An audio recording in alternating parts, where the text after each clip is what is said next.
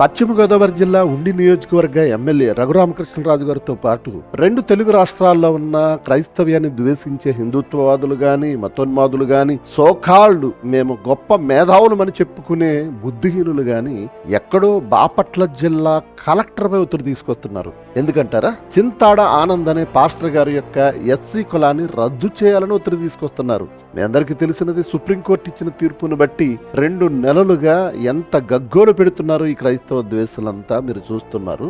మాకు తెలియక అడుగుతాము, చింతాడ ఆనంద్ గారి యొక్క ఎస్సీ కులాన్ని తీసేసి ఏ కులాన్ని ఇవ్వబోతున్నారు? బీసీసీలో చేరుస్తారు అని అంటారా? బీసీసీ అనేది ఏ కుల కేటగిరీకి సంబంధించినది? అక్కడ కూడా schedule caste convert to Christian అనే కదా బీసీసీ అనేది ఇస్తారు. ఇదేమొద్దండి, బీసీసీ వద్దు, ఎస్సీ కులం కూడా వద్దు.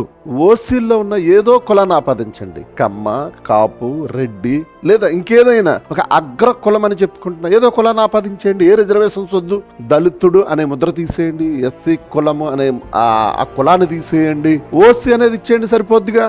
అలా కాకుండా అతనుకున్న ఎస్సీ కులాన్ని తీసేయండి, రద్దు చేసేయండి అంటున్నారు. రద్దు చేసి ఏ కులంలో చేరుస్తారు? ఏ కులంలోని చేర్చరా? అయితే దేశవ్యాప్తంగా భారతదేశంలో ఉన్న ఎవరైనా క్రైస్తవులైతే వారికంటూ ప్రత్యేకంగా ఒక కాలంను ఏర్పాటు చేయండి. వీరు ఏ కులానికి చెందిన వారు కాదు, క్రైస్తవులు, ఇండియన్ క్రిస్టియన్స్ అనే ఒక కాలం ఏర్పాటు చేసి క్రైస్తవ్యంలోనికి వెళ్ళిన ఏ కులం వారినైనా అందులోకి చేర్చేయండి.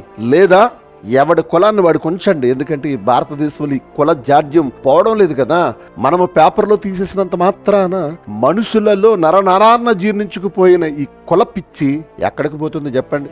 అందుకే రఘురామకృష్ణరాజు గారు ఇప్పటికే మీ పరువు పోగొట్టుకున్నారు. ఈ మతోన్మాదాన్ని, కులోన్మాదాన్ని విడిచిపెట్టి ఇప్పటికైనా ప్రజల చేత మంచివారని అనిపించుకోవడానికి ప్రయత్నించండి.